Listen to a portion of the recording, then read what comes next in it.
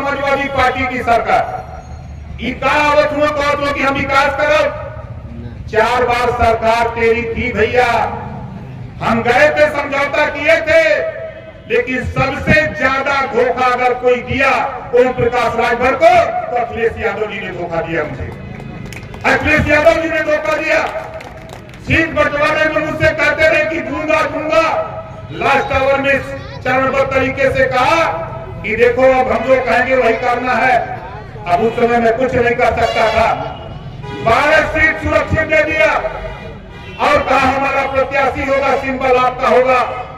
हमने उस समय सारे जहर पी लिया खुद। हमने कहा कि चलो चुनाव जिता लो, चुनाव के बाद हमारा इनका फैसला होगा। चुनाव के बाद हम इंतजार करते रहे। और मैं पूछना चाहता हूं समाजवादी पार्टी के नेता अखिलेश यादव जी, 4 सितंबर 2013 का आदेश हाई कोर्ट का पढ़ लेना। तेरी सरकार थी, आप मुख्यमंत्री थे। हाई कोर्ट ने कहा कि 27% आरक्षण जो पिछड़ी जाति को मिल रहा है, 12 जातियां मात्र उसका लाभ ले रही हैं, शेष जातियों को लाभ नहीं मिल रहा। हाई कोर्ट ने कहा इसको बांट करके सभी जातियों को हिस्सा दो। तब अखिलेश जी आपको नहीं दिखाई दिया। वो दिन भूल गए समाजवादी पार्टी के लोगों, जब आपने प्रमोशन में आरक्षण खत्म किया, लाखों लोगों की नौकरी से रिजाइन देके घर जाना पड़ा। किसने किया? प्रमोशन में आरक्षण समाजवादी पार्टी ने खत्म किया। भूल गए वो दिन। यही बनारस की वो धरती है जब पुलिस की भर्ती हुई थी। यही बनारस की पुलिस लाइन रात को चाह दीवारी तोड़ दी गई थी। बनारस के लोगों को सही है कि गलत है? सही है। क्यों तोड़ दी गई? एक जाति की भर्ती हुई, बनारस के लोगों ने विरोध किया, रात को पुलिस लाइन तोड़ दी गई और सरकार उनकी थी। 2 दिन में चाह दीवारी बना के ठीक कर लिया। वो दिन भूल गए। और आज बात करते ओम प्रकाश राजभर की। जब तेरे साथ तुझे मुख्यमंत्री बनाने में मान लो ओम प्रकाश राजभर का योगदान नहीं, जोराहा दुनिया अंसारी, साईं, दर्जी, फकीर, शेख सैयद पठान तुझे 1 नंबर का वोट देता है। तुझे मुख्यमंत्री बनाने में अगर देश में किसी का योगदान है तो सबसे पहले मुसलमान का योगदान है, तब उसके बाद यादव का नंबर आता है। ये भूल गए। और आपने दिया क्या मुसलमान को? आपने दिया क्या? खाली दिखाया बीजेपी खा जाएगी, बीजेपी देश से निकाल देगी, बीजेपी का डर दिखा दिखा करके उनका वोट लेते हो। सपा बसपा कांग्रेस के लोगों, हम तो आज बनारस की धरती से कहना चाहता हूँ, अरे मुसलमान भाइयों, जो तुझे डरवाता है कि बीजेपी खा जाएगी, बीजेपी के साथ चले जाओ, बीजेपी कभी तुझे नहीं खाएगी। ये खुद खत्म हो जाएंगे। जो तुझे डरवाने वाले लोग हैं ये खत्म हो जाएंगे। अब वो दिन आ रहा है, वो दिन आ रहा है। अब दर दर भटक रहे हैं। जब ओम प्रकाश राजभर समझा रहा था कि आओ जातिवाद जनगणना कराओ, तब बात समझ में नहीं आई। यही महाराजा सुहेलदेव जी तब बार यही शपथ लिया। यही हम लोग 500 लोग बैठ करके शपथ लिए थे कि हम लोग महाराजा सुहेलदेव जी के विचार को पूरे देश में फैलाने का काम करूंगा। आपने देखा अभी 28 और 29 जनवरी को बंबई में मैं था।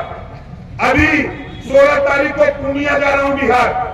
अभी 26 तारीख को जाऊंगा रोहतास। पूरे देश में महाराजा सुहेलदेव जी की विचारधारा फैलाने का काम हम लोग कर रहे हैं। और ये लोग ओम प्रकाश राजभर को खत्म करने में लगे। अरे बेटा, ये भूल जाओ, ये ओम प्रकाश राजभर है। अगर नहीं ज्ञान है तो हमारी बिरादरी का पिछला इतिहास पढ़ लो। हमारे पूर्वज कुछ ऐसे हमारे बीच से पूर्वज थे कि दरवाजे पर चारपाई रख के अगोरते थे और हमारे कुछ साथी पीछे से बड़ा सा दरवाजा खोल के खाली कर देते। बोलो सही कह रहा हूं, गलत कह रहा हूं? सही बात है। राजभर से मत टकराना। घर से भोर न हुई है बंदा कर धन तोड़ लगई है। याद है ना? ये राजभर है। ये साफ साफ हम जो लड़ाई लड़ रहे हैं, जो महाराजा सुहेलदेव जी का सपना है कि जातियों की गिनती, जातिवाद जनगणना, 20 साल से हम लोग चिल्ला रहे हैं कि जातिवाद जनगणना करा लो, जिसकी जितनी संख्या है उतनी संख्या उसको दे दो। लेकिन जब सत्ता में रहे तब नहीं सुनाई दिया। सत्ता से बेदखल हुए तो समझ में आ रहा है।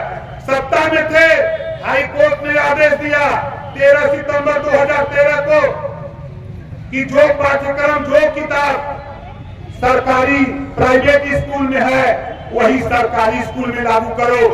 तब समाजवादी पार्टी आपको नहीं सुनाई दिया, माननीय अखिलेश जी तब नहीं समझ में बात आई। आज ओम प्रकाश राजभर तो साफ साफ कह रहा है कि जो पाठ्यक्रम सर प्राइवेट स्कूल में है वही पाठ्यक्रम सरकारी स्कूल में लागू करने के लिए महाराजा सुहेलदेव जी को आदर सम्मान करके निकला। और कह रहा हूँ एक समान और खुली शिक्षा, कापी किताब फीस दवाई भोजन वजीफा कपड़ा जूता मोजा टाई बैग साइकिल फ्री में दिलाकर बिना पैसा में पढ़ाने का कानून जब तक देश में बनवा नहीं होगा तब तक हम लोग चैन से बैठने वाले नहीं। वो सही है कि गलत है? सही है। सत्ता में देख लिया सपा को, सत्ता में देख लिया बसपा को, सत्ता में देख लिया कांग्रेस को और सत्ता में देख रहे हो भाजपा को भी। अब आपसे सवाल, आप बताओ भारतीय जनता पार्टी रूपी आम पेड़ में फर गया था, भारतीय जनता पार्टी रूपी आम पेड़ में फर गई बा, बोला पकी की ना पकी, गिरी की ना गिरी, गिरी न जो नहीं होता। ये राजा की औरत ओम प्रकाश राजभर तैयारी करो, अब वो दिन दूर नहीं साथी, कल तेरा शासन होगा, महाराजा सुहेलदेव जी का शासन आने वाला, महाराजा सुहेलदेव जी का शासन होगा। आप खाली खेल देखते जाओ ओम प्रकाश राजभर क्या कर रहा है। आप बताओ आज 20 साल हो गया, 1 इंच भी हम पीछे हटे कहीं का नहीं, वो 1 इंच पीछे हटे नहीं। देश में पूरे धरती पर किसी से नहीं डरता हूँ, अगर डरता हूँ तो सिर्फ ऊपर वाले से डरता हूँ, नीचे किसी से नहीं। चाहे ये जितना तोप हो, अगर तोप लेके यहाँ तोड़कर तो घुमा दे उधर जितना तो तोड़ू कटलेगा। राजभर जी कैसे खिलवाड़ नाम ना बा, नाम लेने के बाद जब जय सुहेलदेव बोला तो जैसे हनुमान जी का जय हनुमान कहने पर ऊर्जा मिलती है, वैसे जय सुहेलदेव कहने पर शरीर में ऊर्जा रहती है। साथी इस नाते 20 साल से हम ललकार रहे हैं। आप सोचो विचार करो, आप सोचो विचार करो। आज सारे नेता फिजूल की बयानबाजी में लगते हैं और यहाँ जितने लोग आए हो, आप बताओ घरेलू बिजली का बिल या यूं कह लो बिजली के बिल से के परेशान होते यहाँ उठावा इना देखा तो सपा बसपा कांग्रेस के लोगों के इना देखा तो ये देश में लाखों करोड़ रुपया अमीर जब कर्जा लेता है तो सरकारें डिफाल्टर घोषित कर कर्जा माफ कर देती है। तो ओम प्रकाश राजभर भी कह रहा है कि जो गरीब कमजोर घरेलू बिजली का बिल नहीं दे सकता, जो किसान बैंक का कर्जा लेकर के खेती करता नहीं दे पा रहा है, उसे भी डिफाल्टर घोषित करके इनका भी कर्जा माफ करने की कवायद होनी चाहिए। ये लड़ाई बोलो सही कह रहा हूँ गलत कह रहा हूँ? नहीं। आप चले जाओ जहूराबाद, आज के तारीख में 6 साल के अंदर 10 करोड़ रुपया, 10 करोड़ से भी ज्यादा रुपया हमने गरीबों के ऑपरेशन इलाज के लिए दिया जहूराबाद सहित पूरे प्रदेश में। और मैं नहीं, सूबे के मुख्यमंत्री योगी आदित्यनाथ जी को कहना पड़ा कि उत्तर प्रदेश के 403 विधायकों में एक लौटा हमारा विधायक ओम प्रकाश राजभर जो सबसे ज्यादा गरीबों के प्रति वफादारी दिखा करके सबसे ज्यादा रुपया दिलाने का काम किया ओम प्रकाश राजभर। मुख्यमंत्री को सदन के अंदर कहना पड़ा। क्यों कहना पड़ा? वही काम करता हूँ। हमारे विधायक माननीय बेदीराम जी बैठे, लगभग 4 करोड़ के ऊपर अब तक रास्ता बता दिया, उसी रास्ते पे चल के घूमे भी दिलाना शुरू किया। आप भी वोट देके विधायक बनाए हो ना? कोई के इलाज बजे देहलन का क्लास बोलो देहलन का करे तुमन खाली भीतर जाके रसमलाई कटवा घबरा मत। 20 तारीख से चला जाता सदन, 20 तारीख से सदन चला जाता। ओम प्रकाश राजभर शुरू करूंगा अनुसूचित जनजाति के सवाल पे बात किया हूं मुख्यमंत्री से दिल्ली प्रस्ताव भिजवाने के लिए। जिस दिन ये प्रस्ताव पास हो जाएगा साथियों, राजभर नौजवान साथियों, उस दिन 100 रुपए में तूने मैथ कर लोगे, बीएड कर लोगे, तेरा एडमिशन 100 रुपए में हो जाएगा। तुम बिना पैसे में पढ़ करके डॉक्टर, मास्टर, इंजीनियर, कलेक्टर बन सकते हो। ये व्यवस्था कराने के लिए ओम प्रकाश राजभर जंग छेड़ा है, तो बहुत से लोगों को बुरा लग रहा है। खासतौर से इस समय सभी पार्टियों को बुरा लग रहा है, ये ऐसे क्यों बोल रहा है ओम प्रकाश राजभर। मैं तो कहता काम वो करता ज्यादा, इस नाते कह रहा हूं हम कानून बनाने के फिराक में हैं।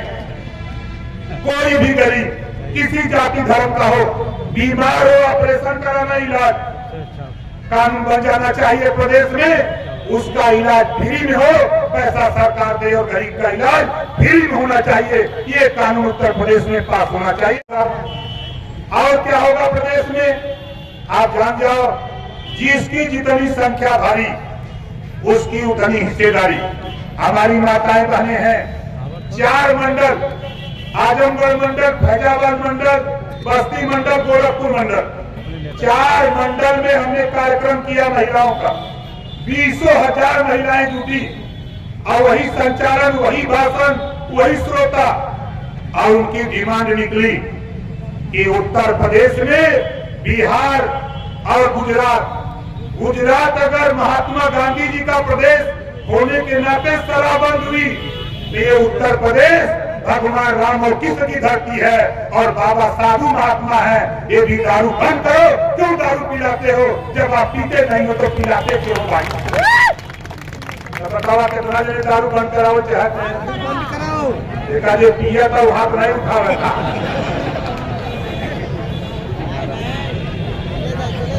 ये लड़ाई महिलाएं शुरू कर दी है, लाखों लाख महिलाएं अब तक आंदोलन का रूप पकड़ लिया।